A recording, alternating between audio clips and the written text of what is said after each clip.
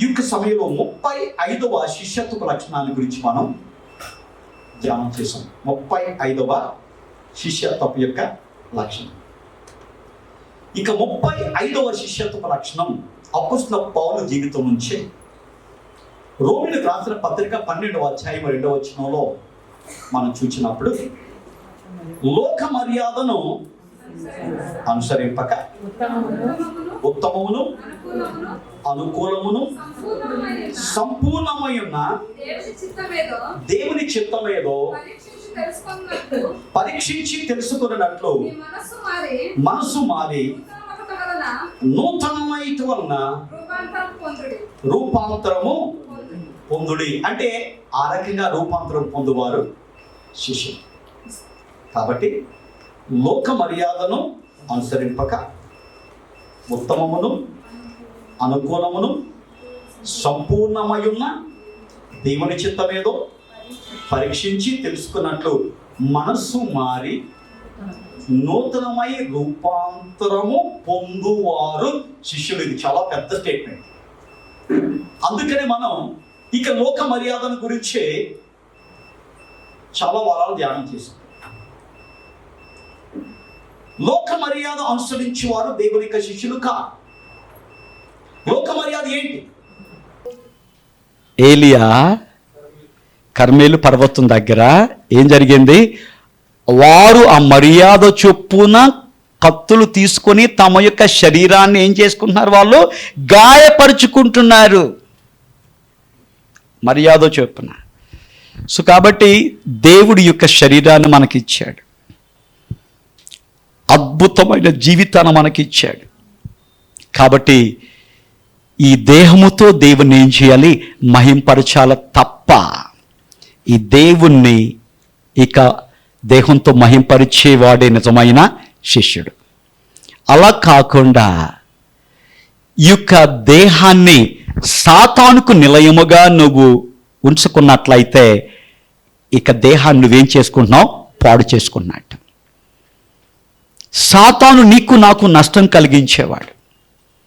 చాలామంది అనేకమైన భయంకరమైన అలవాట్లు, చుట్ట, బీడి, సిగరెట్, ఆల్కహాల్, డ్రగ్స్, ఇవన్నీ కూడా ఏంటో తెలుసా? శరీరాన్ని ఏం చేస్తాయి? పాడు చేస్తాయి. కాబట్టి ఈ లోక మర్యాద ఏంటి?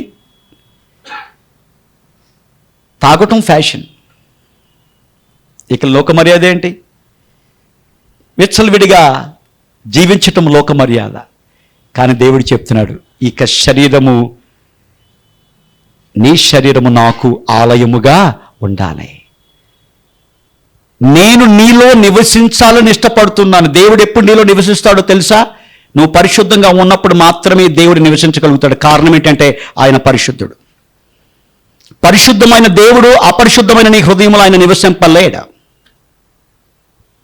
అందుకనే మన దేహాన్ని చెరుపు ప్రతి దాన్ని మనం ఏం చేయాలి? తొలగించుకోవాలని బైబిల్లో రాయబడింది. అలవాట్ల గురించి చెప్పాను. ఇంకా మిగతాది, నీ దేహాన్ని చెరిపే మాటలు కొన్ని ఉండొచ్చు, నీ ఆలోచనలు కల్తీ చేసే మాటలు కొన్ని ఉండొచ్చు, నువ్వు చూడకూడని కొన్ని దృశ్యాలు చూస్తున్నప్పుడు అవి నీ యొక్క కళ్ళను చెరిచే రకంగా, నీ దేహాన్ని చెరిచే రకంగా ఉండొచ్చు, పాడు చేసుకునే రకంగా ఉండొచ్చు. వాటి విషయంలో మనం ఏం చేద్దాం? జాగ్రత్తగా మనం ఉందాం. అది లోక మర్యాదను గురించి మనం ధ్యానం చేసింది. తర్వాత మనము లాస్ట్ వీక్ మనం ఏం చూసాం? దైవ మర్యాద అంటే ఏంటో కూడా చూసాం. లోక మర్యాదను అనుసరించకూడదు, మరేం చేయాలి? దైవ మర్యాదను అనుసరించాలి అని ఒక ఎగ్జాంపుల్ మీకు చెప్పాను. లోక మర్యాదను ఇశ్రాయేలీలు అనుసరించారు. దానివలన వారికి జీవితంలో ఏం కలిగిందంటే, అష్షూరు రాజు ఏం చేశాడు? వాళ్ళని చెర పట్టుకొని వెళ్ళిపోయాడు. బందీలుగా వాళ్ళు, స్వేచ్ఛా జీవితం జీవిస్తున్న వాళ్ళు బందీలుగా తమ యొక్క జీవితాన్ని ఏం చేశారు? గడిపారు. కారణం ఏంటి? ఆ దేశపు మర్యాదను వాళ్ళు పాటించారు. దైవ మర్యాదను పాటించవలసిన దేవుని యొక్క బిడ్డలు, దేవుని యొక్క జనాంగము చెరబట్టుకొని వెళ్ళిపోయే పరిస్థితి వచ్చింది. అలాగే మనం కూడా ఇక లోకములో దైవ బిడ్డలుగా జీవించవలసిన మనం ఈ లోక మర్యాదను మనం పాటించినట్లయితే సాతాను నిన్ను నీ కుటుంబాన్ని ఏం చేస్తాడు? వాడు చెరపట్టుకుని వాడు వెళ్ళిపోతాడు. మరి దైవ మర్యాదను పాటించే వారికి జీవితంలో ఏం జరుగుద్ది? దైవ మర్యాదను పాటించే వారికి జీవితంలో ఏం జరుగుద్ది అంటే శత్రువుల చేతు నుంచి వాళ్ళు ఏం చేస్తారు? విడిపించబడతారు అని మనం నేర్చుకున్నాం. సింపుల్. లోక మర్యాదను పాటిస్తే సాతాను వశంలో నువ్వు ఉంటావు. దైవ మర్యాదను పాటిస్తే సాతాను వశములో నుంచి నువ్వు బయటకు విడిపించబడతావు. అది లాస్ట్ వీక్ మనం ధ్యానం చేసింది. ఈరోజు మనం ధ్యానం చేసేది నెక్స్ట్ దాంట్లోనే ఈ లోక మర్యాదను అనుసరింపక, అంతవరకు అయిపోయింది. ఇంకా నెక్స్ట్ పదాలు ఏమున్నాయి? ఉత్తమమును, అనుకూలమును, సంపూర్ణమైన దేవుని యొక్క చిత్తమేదో. కాబట్టి ఇక 3 పదాలు ఇక్కడ కనపడుతున్నాయి మనకి. మొదటి పదం ఏంటండి? ఉత్తమం. ఏది ఉత్తమం? దాని గురించి మనం ధ్యానం చేయబోతున్నాం ఈరోజు. నీకు ఇక లోకంలో ప్రతిదీ ఉత్తమంగా కనిపిస్తుంది. ప్రతిదీ ఉత్తమంగా మనకు కనిపిస్తుంది. లోకానుసారులుగా ఉన్న వాళ్ళకి దృష్టిలో నువ్వు చూచినప్పుడు వాళ్ళకి ఏది ఉత్తమో నీకు కూడా అదే ఉత్తమంగా కనిపించే అవకాశాలు ఉన్నాయి. కానీ బైబిల్ చెబుతుంది ఏది ఉత్తమమో బైబిల్ చెబుతుంది. దాన్ని దేవుని యొక్క శిష్యులుగా మనం ఏం చేయాలి? అది ఉత్తమంగా మనకి జీవితాల్లో ఉండాలి. ఇక లోకములో అనేకమైన అనుకూలమైనవి కొన్ని ఉన్నాయి. లోకానుసారులు వాటిని, అనుకూలమైన వాటిని వాళ్ళు ఏం చేస్తారు? పాటిస్తారు. కానీ దేవుని యొక్క బిడ్డలుగా, శిష్యులుగా ఇక లోకంలో అనుకూలమైన వీటిని కాదు మనం చేయాల్సింది. దేవుని యొక్క వాక్యము ఏది అనుకూలమైనదో దాన్ని మనం ఏం చేయాలి? చేయాలి. అది నేర్చుకోవాలి. మనం ఏంటో తెలుసుకోవాలి. తర్వాత దేవునికి చిత్తం గురించి మనకు బాగా తెలుసు. దాని గురించి కూడా కొన్ని విషయాలు మనం ధ్యానం చేయబోతున్నాం. కాబట్టి నెంబర్ 1, ఉత్తమము ఏది? ఉత్తమము ఏది? మనకు వెంటనే మాటలో జ్ఞాపకం వచ్చేది ఎవరు జ్ఞాపకం వస్తారు? మీకు ఎవరు జ్ఞాపకం వస్తున్నారు? ఓకే, ఎవరు జ్ఞాపకం రావట్లేదా? స్త్రీలు చెప్పండి. ఒక అద్భుతమైన స్త్రీ. చదువుదాం. లూకా సువార్త 10:42. లూకా సువార్త 10:42. Luke chapter 10:42.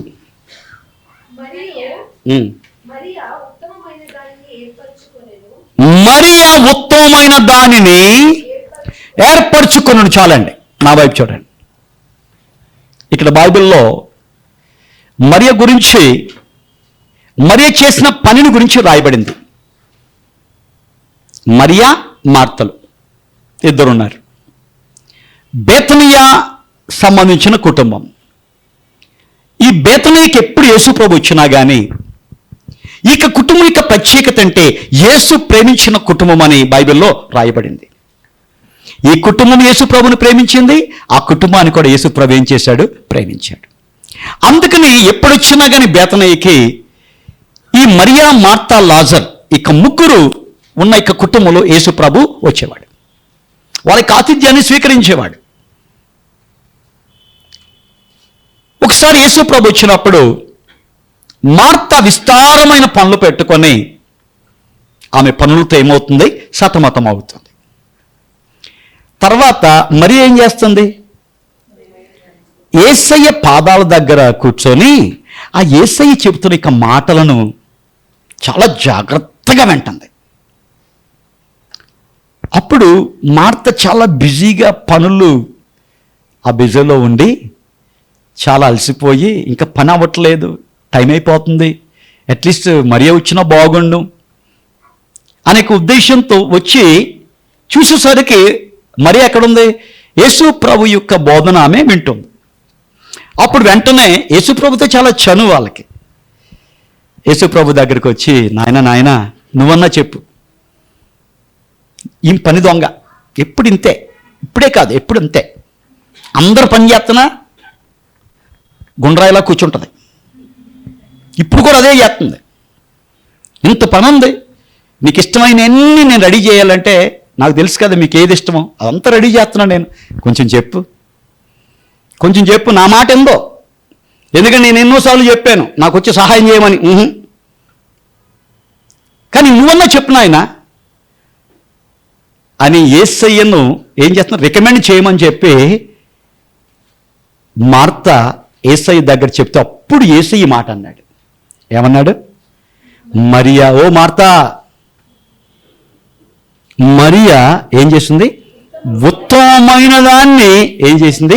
ఏర్పరచు. కాబట్టి ఉత్తమమైనది ఏంటండి బైబిల్ ప్రకారం?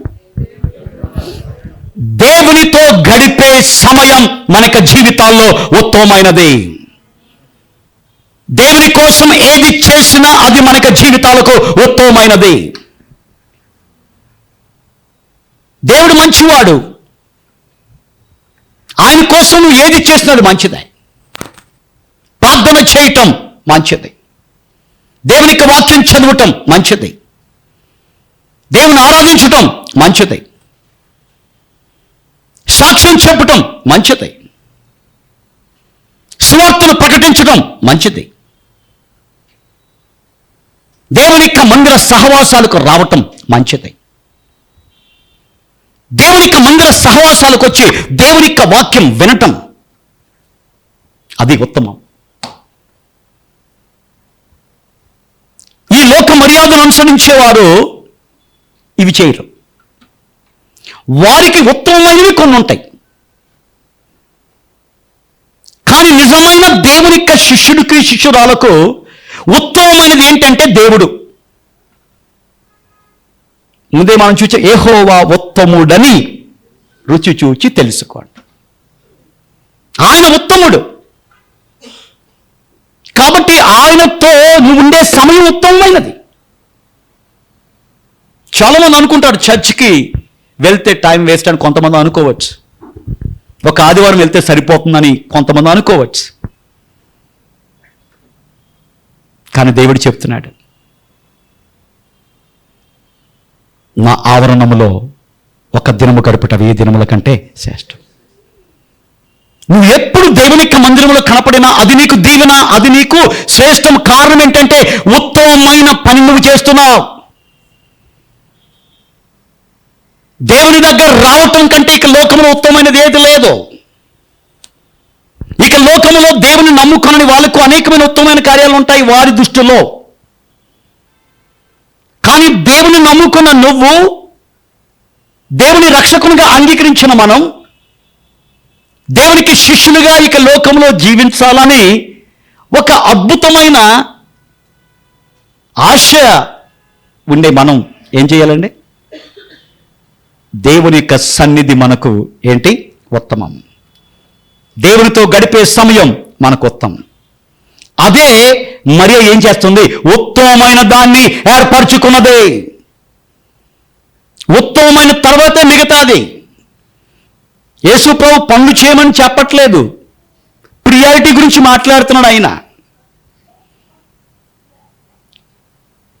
ఓ మార్తా, నీకు జీవితంలో నువ్వు పనులను ప్రియారిటీ పెట్టి నన్ను పక్కన పెడుతున్నావు నువ్వు. ఈరోజు క్రైస్తవ సంఘాల్లో కూడా ఇదే జరుగుతుంది. పనులకు ప్రాధాన్యత ఎక్కువైంది, ఆత్మీయకు ప్రాధాన్యత తక్కువైంది. చాలా మందికి పనులు చేస్తే నేను దేవునికి సేవ చేస్తున్నాను, పనులు చేస్తే దేవుని కోసం ఏదో చేస్తున్నాను, ఆ పనులు చూసి దేవుడు నన్ను ఏం చేస్తాడు? అప్పుడు మిగతా వాళ్ళకి మనకి తేడా లేదండి. దొంగ కూడా దొంగతనం చేస్తాడు, ఆ దొంగతనం నుంచి కొంత తీసుకెళ్ళి ఏం చేస్తాడు? ఎక్కడేస్తాడు? డిబ్బీలో వేస్తాడు. వేస్తాడు లేదు? ఎందుకు వేస్తాడు? వాడు చేసిన కార్యం వలన, వాడు చేసిన దొంగతనం యొక్క పాపం ఏమైపోద్ది? దేవుడు తీసివేస్తాడని చెప్పి ఉంది. మనం కూడా చేసేది అంతే కదా. దేవుడు చెప్తున్నాడు, పనులు కాదు ముఖ్యం నాకు, మొదట నువ్వు ఆత్మీయంగా ఏం చేయాలి? బలపడాలి. తర్వాత పనులు చేయి. పనులే ప్రాధాన్యత కాదు. సంఘము దేవుడు మనకి ఇచ్చింది ఎందుకంటే దేవుల్లో ఎదిగేదానికి. ప్రార్థన జీవితంలో ఎదిగేదానికి,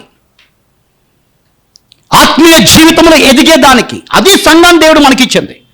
ఇది పక్కన పెట్టి మిగతా పనులన్నీ చేస్తాను నేను అని అనుకున్నట్లయితే దేవుడు ఈరోజు మనతో మాట్లాడుతున్నాడు. ఉత్తమమైన దాన్ని నీ జీవితంలో నువ్వు కోరుకో. ఉత్తమమైనది ఏంటంటే దేవుని, అందుకే నేను చెప్తాను, దేవుని యొక్క వాక్య పరిచయం చేసేటప్పుడు ఏ పని మీరు పెట్టుకోవద్దు. అసలు ఎవరు బయటికి వెళ్ళకూడదు. ఇంకా ఏ ఫోకస్ ఉండకూడదు నీకు. ఇంకా ఒకే ఒక ఫోకస్, దేవుని యొక్క వాక్యం. కారణం అది ఉత్తమమైనది. దేవుడు సూటిగా నీతో మాట్లాడుతూ ఉంటాడు. ఆ మాటలు వింటే నువ్వు బాగుపడతావు. కాబట్టి ఆ మాటలు వినలేకుండా సాతాను ఏం చేస్తాడంటే నిన్ను డివేట్ చేసి ఏదో ఒక పనికి ఏం చేస్తాడు వాడు, పునమాయిస్తాడు. ఈ పని చే, నీకున్న ఆలోచన ఏంటి, నేను ఈ పని చేస్తున్నాను కాబట్టి దేవుని పనేగా, చర్చి పనే కదా అంటే ఆత్మీయంగా నువ్వు ఇంకా దేవుని యొక్క వాక్యాన్ని అర్థం చేసుకోవాలా. అందుకనే చర్చిలో మొదటి నుంచి నేను చెప్తున్నాను, learn, grow, be perfected. That's right. ఈ లోకమునిక ప్రతి సంఘాన్ని దేవుడు ఎందుకు ఉంచాడో తెలుసా అండి? నేర్చుకునేదానికి. ఏ నేర్చుకునేదానికి? దేవుని గురించి నేర్చుకునేదానికి, దేవుని యొక్క వాక్యాన్ని నేర్చుకునేదానికి, ప్రార్థన నేర్చుకునేదానికి, ఆత్మీయతను నేర్చుకునేదానికి దేవుడు మందిరాలను ఇచ్చాడు. నువ్వు నేర్చుకుంటే ఏమవుతావు? దేవుల్లో నువ్వు ఎదుగుతావు. దేవుల్లో ఎదిగితే ఏమవుతుంది? దేవుని యొక్క పరిపూర్ణంతో మార్చబడతావు. మార్చబడితే ఏమవుతుంది? నిజమైన శిష్యుడిగా ఈ లోకంలో జీవించగలుగుతావు. ఎప్పుడైతే నిజమైన శిష్యుడిగా జీవించగలుగుతావో బూర శబ్దం ఊదగానే నువ్వేం చేస్తావు? ఎత్తబడే గుంపులో ఉంటావు. అది ఉత్తమమైనది. దాన్ని పక్కన పెట్టి ఆ పని ఈ పని ఈ పని, అందుకని చెప్తా ఉంటాను, ఏ పని కూడా చేయకూడదు. అందుకని సాటర్డే ఫాస్టింగ్ ప్రేయర్ చెప్పేటప్పుడు కొంతమంది లిరిక్స్ టైప్ చేస్తూ ఉంటాను. నేను చెప్తాను, స్టాప్. లిరిక్స్ టైపింగ్ ఏంటది? అది దేవుని పనే. వాళ్ళు ఏమనుకుంటారు, నేను కూడా దేవుని పని చేస్తున్నాను కదా. కానీ దేవుడు ఏం చేస్తాడు? ఉత్తమమైనది ఏంటో తెలుసా? నా మాటలు వింటాం. కాబట్టి ఈ రోజు నుంచి మనం ఏం చేద్దాం? తీర్మానం తీసుకుందాం. ఉత్తమమైనది దేవుని యొక్క మాటలు, ఉత్తమమైనది. అందరూ ప్రార్థన చేస్తూ ఉంటారు, అది ఉత్తమమైనది. నువ్వు కూడా ప్రార్థనలో ఏకీభించాలి. ప్రార్థన చేయకుండా ఏదో చిన్న చిన్న పనులు చేస్తూ ఉంటే, ప్రార్థన చేస్తూ బయటికి వెళ్ళిపోతూ ఉంటే నువ్వేం చేస్తావు? ఉత్తమమైన దాన్ని నువ్వు చేయట్లేదు. కాబట్టి ఈ రోజు నుంచి ఒక తీర్మానం తీసుకుందాం. సంఘంలో అనేకమైన పనులు ఉన్నాయి, ఎంతోమంది నమ్మకస్తులు దేవుడు ఉంచాడు, ఆ పనులు చేస్తున్నారు. కానీ నా యొక్క ప్రత్యేకమైన విన్నపం ఏంటంటే, పనులు కాదు ముఖ్యం. మొదట ముఖ్యమైనది ఏంటంటే దేవునికి మన యొక్క జీవితాల్లో మనం ఏం చేయాలి?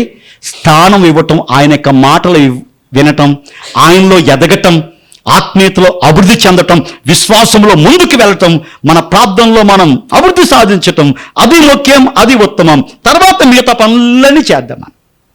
మిగతా పనులేవి కూడా వీటిని కాంపెన్సేట్ చేయలేవు. అది నా పాయింట్. సో కాబట్టి మరియా ఉత్తమమైన దాన్ని ఏం చేసింది? ఏర్పరచుకున్నది. కాబట్టి దేవుని దగ్గర ఉండి ఆయన యొక్క మాటలు వినటం ఏంటి? ఉత్తమం. ఇంకోటి కూడా బైబిల్లో ఉత్తమం ఆయన గురించి రాయబడింది. అది మీకా 6వ అధ్యాయము 8వ వచనం. మీకా 6:8. మనుష్యుడా, ఏది ఉత్తమమో అది నీకు తెలియచేయబడుచున్నది. నెంబర్ 1 ఏంటండి? ఏది ఉత్తమమో తెలుసండి? ఇక అన్యాయపు లోకములో ఉన్న మనం న్యాయముగా నడుచుకొనుట ఉత్తమం. అన్యాయపు మాటలు మాట్లాడుతున్న లోకములో న్యాయపు మాటలు మాట్లాడటం ఉత్తమం. అన్యాయపు ప్రవర్తనతో జీవిస్తున్న లోకములో న్యాయపు ప్రవర్తన కలిగి నడుచుకుంటాం. దేవుడు మనల్ని ఉత్తమంగా తెలియచేస్తున్నాం. చదవమ్మా. న్యాయముగా నడుచుకుంటే ఉత్తమము. రెండోది కనికరమును ప్రేమించుట, అది ఉత్తమం అంట. ఏది ఉత్తమం అండి? కనికరమును ప్రేమించుట. అందుకనే దేవుని యొక్క బిడ్డలు దేవుణ్ణి పోలి నడుచుకోవాలి. దేవునిలో ఏం కనిపిస్తుంది తెలుసా? కనికరం కనిపిస్తుంది, దయ కనిపిస్తుంది. ఆయన పేరు దయాళుడు. ఆయన పేరు దయామయుడు, ఆయన పేరు కరుణామయుడు, కనికర సంపన్నుడు. ఎంత అద్భుతమైన పేర్లండి. కాబట్టి ఆయనక బిడ్డలమైన మనలో ఇతరులు ఏం చూడాలి? కనికరమును ప్రేమించేవారిగా మనం ఉండాలి. ఇతరుల పట్ల మనం కనికరం కలిగి ఉండాలి. అది ఉత్తమం. మొదటి ఉత్తమం ఏంటి? న్యాయముగా నడుచుకుంట ఉత్తమం. రెండోది కనికరమును ప్రేమించుట ఉత్తమం. మూడోది దీన మనసు కలిగి ఉండటం. ఏంటి? దీన మనసు కలిగి ఉండటం. ఇది చాలా కష్టం. కారణం ఏంటి? మనిషికి అహం. ప్రతిదానికి కూడా ఏంటంటే నేను నా. కాబట్టి దేవుడు చెబుతున్న మాట ఏంటంటే అది నీకు ఉత్తమమైనది కాదు. అసలు మనల్ని మనం హెచ్చించుకోకూడదు. ఒకవేళ ఇతరులను నిన్ను హెచ్చిస్తున్నా ఏం చేయాలి? పొంగిపోకూడదు పూరిలాగా. మనుషులు ఏం చేస్తారు? టైం వచ్చినప్పుడు నిన్ను ఏం చేస్తారు? పైన పెడతారు, తర్వాత ఏం చేస్తారు? నొక్కుతారు. దేవుడు ఏం చేస్తాడు? ఆయన ఎప్పుడూ కూడా మన యొక్క జీవితంలో ఆయన ఏం చేస్తాడు? ఎవరైతే దీన మనసు కలిగి ఉంటారో తగిన కాలములో దేవుడు వారిని ఏం చేస్తాడు? హెచ్చిస్తాడు. అందుకని బైబిల్లో ఒక మాట ఉంది, బలిష్టమైన దేవుని యొక్క చేతుల కింద దీన మనస్కులై ఉండండి. సాతాను ఏం చేస్తాడు? దేవునికి ఏది చెప్పాడో దానిని మనల్ని చేయనివ్వడు. నీకేం తక్కువైంది? నువ్వెందుకు తగ్గించుకోవాలి? అది వాడు ముందు తగ్గించుకోవాలి. నువ్వు వాడు ముందు కాళ్ళు ఎగరాయి. వాడికంటే ఎక్కువ పని చేస్తున్నావు నువ్వు, వాడికంటే జ్ఞానం ఎక్కువ ఉంది నీకు, వాడికంటే నువ్వు బెటర్ అని వాడు ఏం చేస్తాడంటే సాతాను మనల్ని ఏం చేస్తాడు? మోసం చేస్తాడు. చాలామంది సాతాను మోసములో మనం ఏం చేస్తున్నాం? పడిపోతున్నాం. దేవుడు చెప్తున్నాడు, ఏది ఉత్తమమో మనుషుడా తెలుసుకో. ఇక లోకములో అనేక మంది కొన్నిటిని ఉత్తములుగా ఉంచుకుంటున్నారు. నువ్వు ఆ కేటగిరీ కాదు. కారణం ఏంటంటే నువ్వు లోకానుసారుడు కాదు, నువ్వు లోక సంబంధివి కాదు. నువ్వు లోక సంబంధివి అయితే లోకస్తులు ఏది ఉత్తమమైనదిగా అనుకుంటారో వాటిని నువ్వు పాటిస్తావు. కానీ నువ్వెవరో తెలుసా? నా సంబంధివి. నా యొక్క రక్షణ నీకు ఇచ్చాను, నేను నా రక్తాన్ని నీకోసం కార్చాను, నేను నిన్ను ఏర్పరచుకున్నాను. నువ్వు శరీరానుసారిగా కాకుండా ఆత్మానుసారిగా నువ్వు జీవించు. ఆత్మానుసారులు ఏం చేస్తారంటే క్రీస్తును పోలి వాళ్ళు నడుచుకుంటారు. క్రీస్తులో ఉన్నది ఏంటంటే న్యాయం, క్రీస్తులో ఉన్నది కనికరం, క్రీస్తులో ఉన్నది దీన మనసు. దేవుడండి ఆయన. సృష్టిని సృష్టించిన సర్వశక్తి కలిగిన దేవుడండి. అంత సంపన్నుడైన దేవుడు, మహోన్నతమైన దేవుడు. ఆయన తగ్గించుకుంటున్నాడు. ఆయనే అంత తగ్గించుకుంటే ఇంకా మనం ఇంకెంత తగ్గించుకోవాలి? ఆలోచించేద్దాం. తగ్గించుకునే జీవితం నీకు ఉత్తమం. తగ్గింపు లేకుండా హెచ్చించు నీకు ఉన్నట్లయితే నీరు గర్వం ఉన్నప్పుడు, అహం ఉన్నట్లు. నాశనానికి ముందు గర్వము నడుచు, పడిపోవుటకు ముందు అహంకారమైన మనసు నడుస్తుంది. కాబట్టి మనుషుడా, ఏది ఉత్తమం? న్యాయముగా నడుచుకుంటాం ఉత్తమం, కనికరము ప్రేమించుట ఉత్తమం, దీన మనసు కలిగి ఉండటం ఏంటి? ఉత్తమం.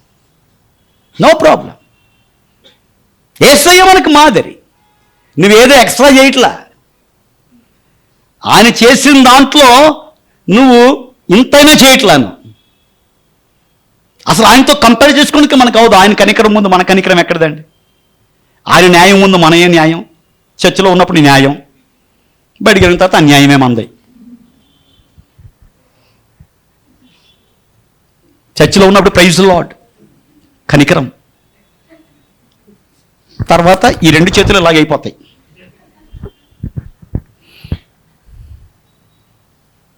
జాగ్రత్త. క్రైస్తవ జీవితం అంటే ప్రాక్టికల్ లైఫ్. సంఘం దేవుడు ఎందుకు మనకి ఇచ్చాడంటే దేవుని యొక్క లక్షణాలు మనం కలిగి ఉండేదానికి దేవుడు మనకు సంఘాన్ని ఇచ్చాడు. ఒక భక్తుడు పాట రాశాడు, దైవ రూపముగా మారి. ఏంటి? ఇక లోకములో ఉంటే లోక రూపంలో మారిపోతావు. దేవునితో నువ్వు ఉంటే దైవ రూపముగా నువ్వు ఏం చేస్తావు? మారిపోతావు. దైవ రూపంలో ఏమున్నాయి? ఇవి ఉంటాయి: న్యాయం, కనికరం, దీన మనసు. సో కాబట్టి ఉత్తమమైనవి గురించి నేను 2 విషయాలు చెప్పాను. మొదటిదేంటి? దేవునితో నువ్వు గడిపే సమయం, దేవునితో నువ్వు గడిపే ప్రతిదీ కూడా అది ఉత్తమం. అది ఈ లోకములో ఉన్న నువ్వు చేసే వాటన్నిటికంటే ఉత్తమం. దాన్ని ఎరిక్ లీడల్ తెలుసుకున్నాడు. ఆయన ఎప్పుడు జ్ఞాపకం చేసుకోవాలి, మనం మర్చిపోకూడదు. ఏంటి ఎరిక్ లీడల్ ఏం చేశాడు?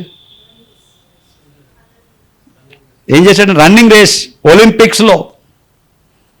ఒలింపిక్స్ 4 years once వస్తుంది అంతే. ఒలింపిక్ ఒక్క మెడల్, ఈవెన్ బ్రాంజ్ మెడల్ దొరికితే ఏంటి, ఫుల్ వరల్డ్ ఛాంపియన్. ప్రపంచమంతా తెలుసు, మోగిపోద్ది ఆడి పేరు. ఎన్నో రివార్డ్స్ వస్తాయి, ఎన్నో డబ్బులు వస్తాయి, ఎంతో ఒక అద్భుతమైన హోదా, వివిఐపి హోదా. కానీ ఎరిక్ లీడల్ ఏం చేశాడు? దేవుని నాకు ఉత్తమం, ఈ ఒలింపిక్ పథకం కాదు నాకు ఉత్తమం, దేవుడు నాకు ఉత్తమం. అలాగ తీర్మానం తీసుకున్నాడు. దేవుడు అన్యాయం చేశాడా ఎరిక్ లీడల్కి? కాదండి.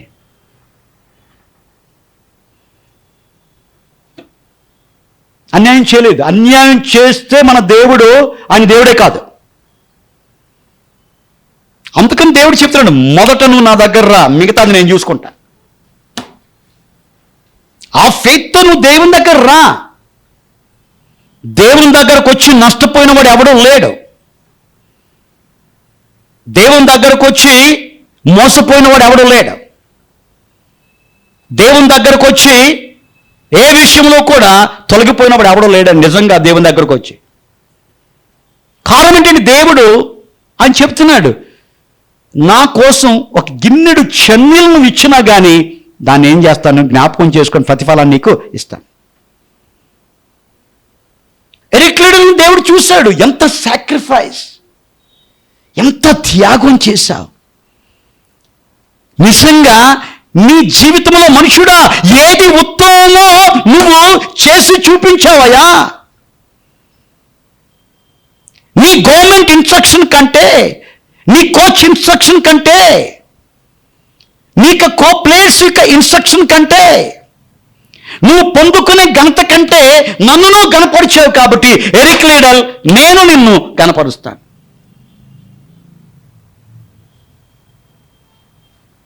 నేను అనుకుంటాను, అది నా ఊహ. ఒకవేళ ఎరిక్ లీడల్ కనుక మనలాగా కాంప్రమైజ్ అయిపోయి, ఏముందలే నెక్స్ట్ ఆదివారం వెళ్ళి దేవుని దగ్గర చంపలేసుకుని సరిపోద్ది, దేవుడు క్షమిస్తాడు కదా అని అనుకొని మనలాగా రాజీ పడిపోయి 100 meters బహుశా పరిగెత్తుంటే మెడలు వచ్చేది కాదేమో. ఏదో జరుగును. కానీ దేవుడు ఏం చేశాడు? గణపరిచి 400 meters ప్రాక్టీసెస్ చేయలేదు. 100 metersకి రూల్స్ డిఫరెంట్, 400 metersకి డిఫరెంట్ రూల్స్. 100 metersకి coach different, 400 meters coach different. 100 metersకి ట్రైనింగ్ డిఫరెంట్, 400 metersకి ట్రైనింగ్ డిఫరెంట్. ఎరిక్ లీడల్, నువ్వు నన్ను కనపరిచావు కదా, లోకమంతా కూడా విస్తు పడే రకంగా నేను నిలబెడతానని చెప్పి దేవుడు ఏం చేశాడు? 400 meters ఆ యొక్క పరుగు పందెంలో గోల్డ్ మెడల్ సాధించిన ఒక అద్భుతమైన వ్యక్తిగా చరిత్రలో నిలిచిపోయాడు ఎరిక్ లిటిల్. దేవుడు చెప్తున్నాడు, నన్ను గణపరిస్తే నేను చేస్తాను, గణపరుస్తాను. కాబట్టి మరియ ఉత్తమమైనది కోరుకున్నది. అలాగే మీకాలో మనుషుడా ఏది ఉత్తమమో అని పరిశుద్ధాత్మ దేవుడు రాయించాడు. కాబట్టి మన జీవితంలో ఉత్తమమును పరీక్షించి మనం తెలుసుకొని మనసు మారి రూపాంతరం పొందాలి. అది ఉత్తమం ఏంటో తెలిసింది మీకు. క్విజ్ పెడితే 100కి 100 మార్కులు వచ్చేస్తాయి మీకు. ఈ ఉత్తమం అనే సబ్జెక్టు పైన చాలా చక్కగా మీరు విన్నారు. కానీ దేవుడు ఏం కోరుకుంటున్నాడు తెలుసా? ఉత్తమమును అనుకూలమును దేవుని చిత్తం ఏదో పరీక్షించి, అంటే ఉత్తమం ఏదో పరీక్షించావును, ఉత్తమం ఏంటో తెలుసుకున్నావు. మరేం చేయాలి? మనసు మారి.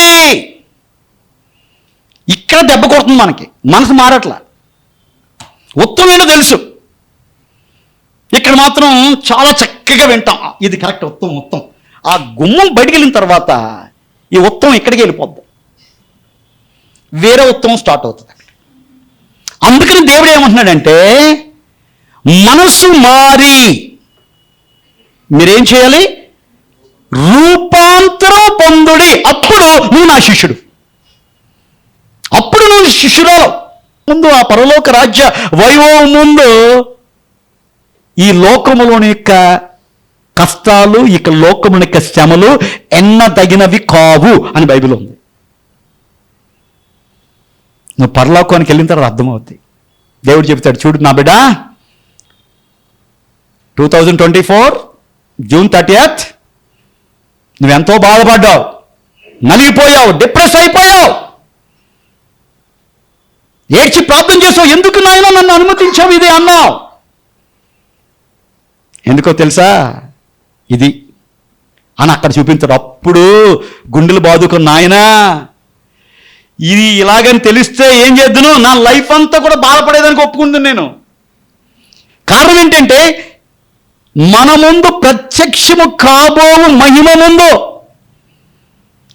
నువ్వు వెళుతున్న ఇక శ్రమలు ఎన్నదగినవి కావు. ఇవి మనకి పాజిటివ్ వర్డ్స్ అండి, ఇది మనకి మనం ప్రోత్సాహపరిచే వర్డ్స్ అండి ఇది. కారణం ఏంటంటే, దేవుడు మన పక్షాన ఉన్నాడు అని చెప్తున్నాడు.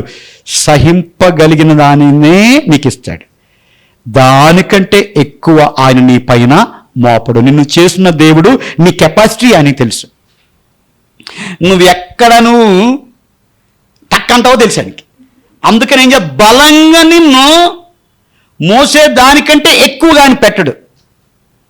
దేవునికి తెలుసు నీ జ్ఞానము కంటే దేవుడు జ్ఞానం కలిగిన వాడు. ఆయన పర్ఫెక్ట్ గాడ్. సూపర్ కంప్యూటర్ని లెక్క తప్పుద్ది, కానీ నా దేవునికి లెక్క తప్పదు. AILML, artificial intelligence and machine learning, అదైనా లెక్క తప్పచ్చు, నా దేవుని లెక్క తప్పదు. Perfect God, perfect God. కాబట్టి ఆయన ఏం చేస్తాడంటే, అక్క మిల్లీగ్రామ్ కూడా ఎక్కువ నీకు ఇవ్వడు. నీ లిమిట్ ఆయనకి తెలుసు. కాబట్టి ఏం చేస్తావు? శ్రమలను సహించేవాడు ధన్యుడు, శోధన సహించేవాడు ధన్యుడు అని బైబిల్ చెబుతుంది. బాధను సహించేవాడు ధన్యుడు. నాయనా నాయనా, చాలా మంది ప్రార్థన చేస్తారు, నాయన నేను మోయలేకపోతున్నాను నాయన. అవునా? తప్పు ప్రార్థన అది. ఏం మోయలేకపోతున్నావా? నువ్వు ఎంత మొత్తం అంతే ఇచ్చాడు దేవుడు, అంతే మొత్తమే. సంతోషమే సమాధానం అని చేత క్రైస్తవ జీవితం ఏంటంటే ఒక అద్భుతమైన జీవితం. ఎప్పుడో తెలుసా? దాంట్లో నీకు అర్థాన్ని మనం గ్రహించినప్పుడు. కాబట్టి ప్రతి విషయమందును కృతజ్ఞతాస్తుతులు చెల్లించుట దేవుని యొక్క చిత్తం. సనిగే వాళ్ళు ఏమైపోతారు? రాలిపోతారు. కృతజ్ఞతాస్తుతులు చెల్లించిన వాళ్ళు యెహోషువ, కాలేబు ఎక్కడికి వెళ్ళారు?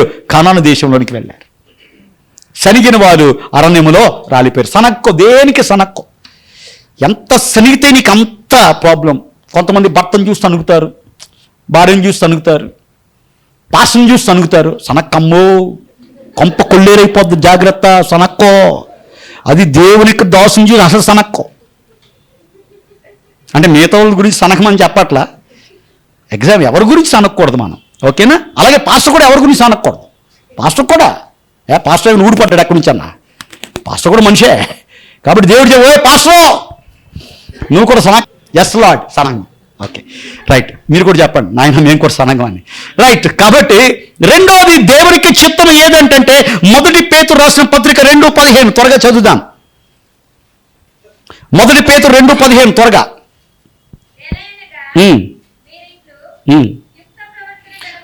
యుక్తమైన ప్రవర్తన కలవారై అజ్ఞానముగా మాటలాడు మూర్ఖుల నోరు మూయుట దేవుని చిత్తం. ఏంటి దేవుని చిత్తం? ఏంటి? అలాగే ఉంచు బాబు. అది ఏంటండి? ఏ దేవుని చిత్తం? ఫస్ట్ నువ్వు యుక్త ప్రవర్తన కలిగి ఉండు. అది మనం ఏం చేస్తాం? యుక్త ప్రవర్తన మనం ఉన్నాం, ముందు వెళ్ళిపోతాం, వాళ్ళ నోరు మూయించేదానికి వెళ్తాం. అవ్వదో. దేవుడు ఏం కండిషన్ పెట్టాడు ఇక్కడ. ఫస్ట్ నువ్వు సరిగా ఉండు.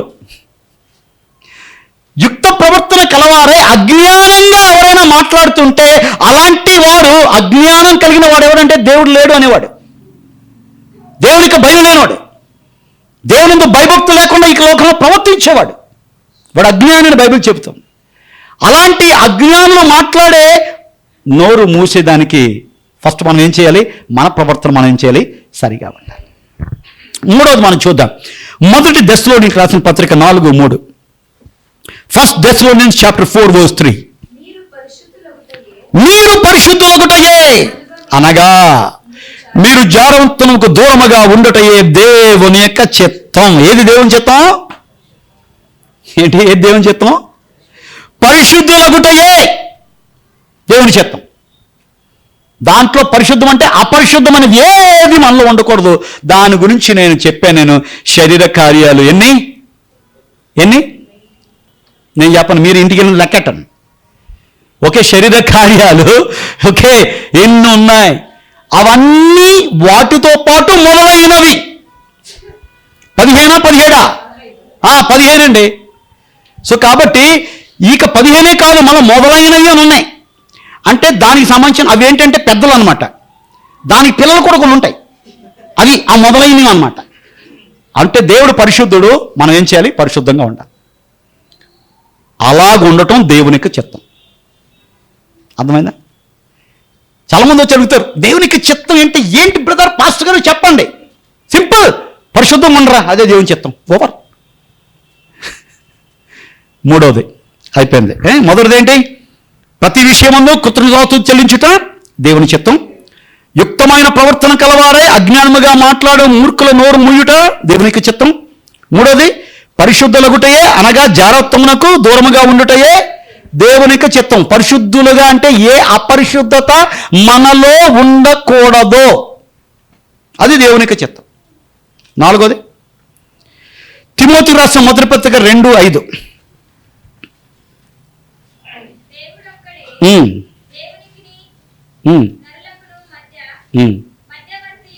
మొదటి తిమోతి 2:5.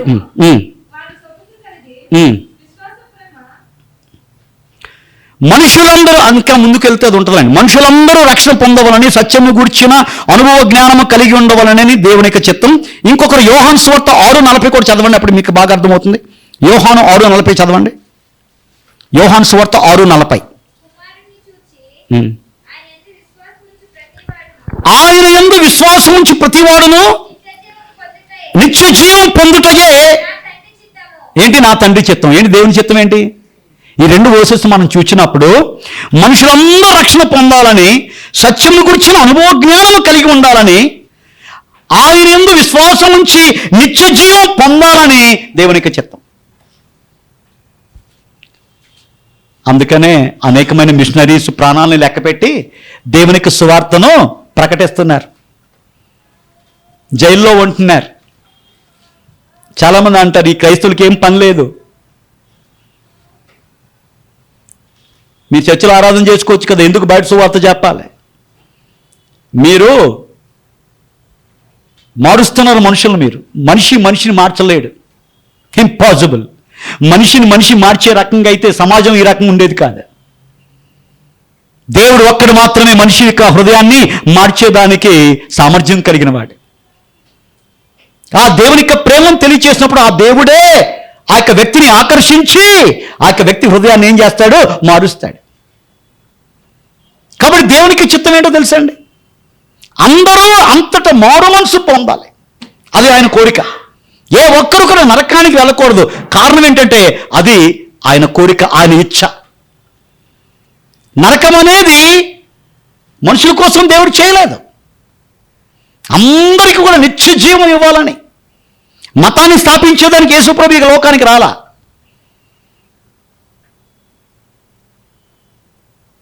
దేవుడు ఎందుకు ఈ లోకానికి వచ్చాడంటే మార్గాన్ని ఏర్పరిచేదానికి ఈ లోకానికి వచ్చాడు.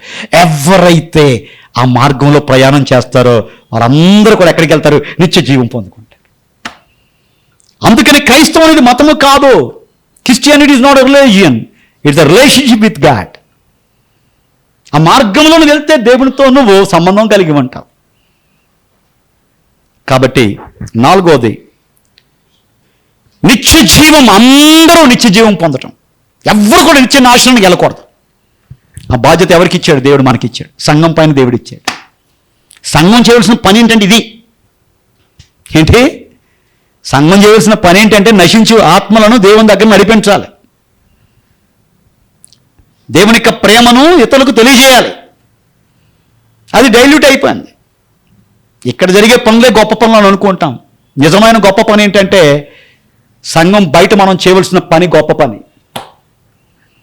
వ్యక్తిగతంగా సువార్త చెప్పటం, వ్యక్తిగతంగా దేవుని యొక్క ప్రేమను చెప్పటం, వ్యక్తిగతంగా మన యొక్క సాక్ష్యాన్ని ఇతరులకు చెప్పటం, వ్యక్తిగతంగా వాళ్ళని విశ్వాసములో వారి కోసం ప్రార్థన చేయటం. అప్పుడు దేవుడి కార్యం చేస్తాడు. అది దేవుని యొక్క చిత్తం. అప్పుడు ధైర్యంగా చెప్పొచ్చు, నేను దేవుని చిత్తాన్ని ఏం చేస్తానో నెరవేరుస్తాను. అప్పుడు ధైర్యంగా చెప్పొచ్చు, పరలోక రాజ్యంలో నేను ఉంటాను. కారణం ఏంటి? ప్రభువుని పిలిచేవాడు పరలోక రాజ్యంలో ప్రవేశించడు. మరి ఎవరు ఉంటారు? తండ్రి చిత్త ప్రకారంగా ఇక లోకములో ఎవరైతే ఉంటారో. అంటే మనం ఏం చేయాలి? ప్రతి విషయమందు కృతజ్ఞతలు చెల్లిస్తే నెంబర్ 1. నెంబర్ 2, యథార్థమైన ప్రవర్తన కలవారై అజ్ఞానముగా మాట్లాడు మూర్ఖుల యొక్క నోరును దేవుని యొక్క వాక్య జ్ఞానంతో మనం మూయటం దేవుని యొక్క చిత్తం. పరిశుద్ధులగుటయే దేవుని యొక్క చిత్తం. మనుషులందరూ రక్షణ పొందాలని, నిత్య జీవం పొందాలని మనవంతు ప్రయత్నం మనం చేయటమే దేవుని యొక్క చిత్తం.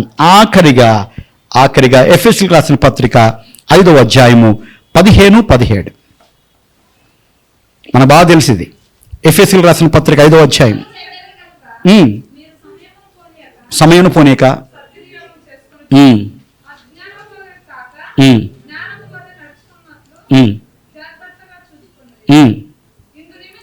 ఇందు నిమిత్తము అవివేకులు కాక ప్రభు యొక్క చిత్తమేమిటో గ్రహించుకోండి. ఏంటి ప్రభు చిత్తం ఏంటి? ఇది కరెక్ట్ పాయింట్ ఇప్పుడు దొరుకుతుంది మనందరికీ. దీంట్లో టోటల్ ఫెయిల్యూర్ మనం. ప్రభు చిత్తం అంటే ఏంటంటే సమయాన్ని సద్వినియోగం చేసుకొని జ్ఞానం కలిగి నడుచుకుంటమే దేవునికి చిత్తం, ప్రభు చిత్తం. సమయం సద్వినియోగం చేసుకుంటాం అంటే ఏంటి? దేవుని కోసం ఆ సమయాన్ని వాడితే సద్వినియోగం చేసుకున్నట్టు. ఈ లోకం కోసం, నీ కోసం వాడుకున్నట్లయితే అది దుర్వినియోగపరచుకుని. అలాగని చెప్పి పనులన్నీ మానేసి, చదువులు మానేసి బ్యాగ్ పట్టుకొని స్వార్థ చెప్పమని దాని అర్థం కాదు. దేవుడిచ్చాడు 6 దినాలు ఇచ్చాడు. 6 దినాలు నువ్వు చేసే పనులు చేయి. 7వ దినం ప్రభు దినం, దేవుని మందిరానికి రా. అదొక్కటే మాత్రమే కాకుండా మిగతా రోజులు కూడా. కొంతమంది ఈవినింగ్ షిఫ్ట్స్ ఉంటుంది, వాళ్ళ గురించి నేను మాట్లాడతలేదు. కొంతమందికి అవకాశం ఉన్నా దేవుని మందిరానికి రావట్లా. మనకు తెలుసు. బైబిల్ చెప్తుంది ఏంటి? సమయాన్ని ఏం చేస్తున్నారు వాళ్ళు? దుర్వినియోగపరచుకుంటారు. ఏదో ఒక స్పెషల్ ప్రోగ్రామ్ పెట్టండి, పీపుల్ విల్ కమ్. ఏదైనా స్పెషల్ ఒక మ్యారేజ్ ఉంది, evening 7 reception, BL officers club. పని ఆటంకం కాదు, వెళ్ళిపోతాం, సకుటుంబ సమేతంగా హాజరవుతాం. ఓకే, మంచిది. కానీ ఆ స్పిరిట్ ఏమైంది దేవుని దగ్గరకు వచ్చేసరికి? సాకులు చెబుతున్నాం కదా మనం. ఆలోచన చేద్దాం. నిజంగా మిమ్మల్ని నేను అభినందిస్తున్నాను.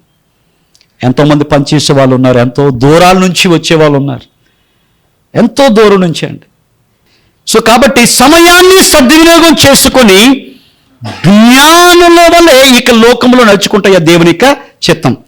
చాలా ఉన్నాయి దేవుని చిత్తాలు, కానీ ముఖ్యమైన 5 మాత్రం నేను ప్రజెంట్ చేశాను మీకు. మొదటిది ఏం చెప్పండి?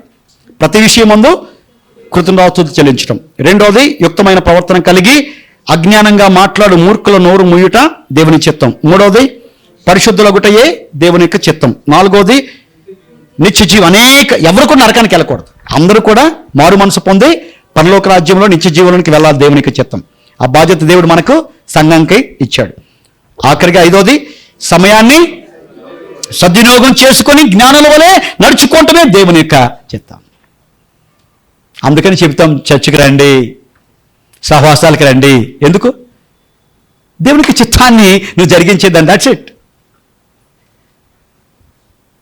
దేవునికి మందిర సహవాసాలకు వస్తే నీకు మేలు, రాకపోతే ఎవరికి నష్టం? దేవునికి నష్టం కాదు, సంఘానికి కూడా నష్టం కాదు. రాకపోతే నీకు నష్టం. అది నువ్వు ఎప్పుడు గుర్తెరుగుతావో అప్పుడు ఏం చేస్తావు? సమయాన్ని సద్వినియోగం చేసుకుంటావు. ఏది ఉత్తమం? దేవునితో గడిపే సమయం ఉత్తమం. ఏది ఉత్తమం? న్యాయాన్ని ప్రేమించటం, కనికరాన్ని ప్రేమించటం, దీన మనసు కలిగి ఉండడం ఉత్తమం. తర్వాత ఏది అనుకూలమైనది? ప్రార్థన చేయటం అనుకూలమైనది. ఈ 3 కూడా చాలా ఇంపార్టెంట్ టాపిక్స్. లోక మర్యాదను అనుసరింపక ఉత్తమమును అనుకూలమును సంపూర్ణమైన దేవుని చిత్తమేదో పరీక్షించి తర్వాత నెక్స్ట్ స్టెప్ తెలుసుకున్న తర్వాత రూపాంతరం పొందడం, మనసు మారటం. అలాంటి కృప దేవుడు మనకిచ్చి నడిపించును గాక. ఆమెన్.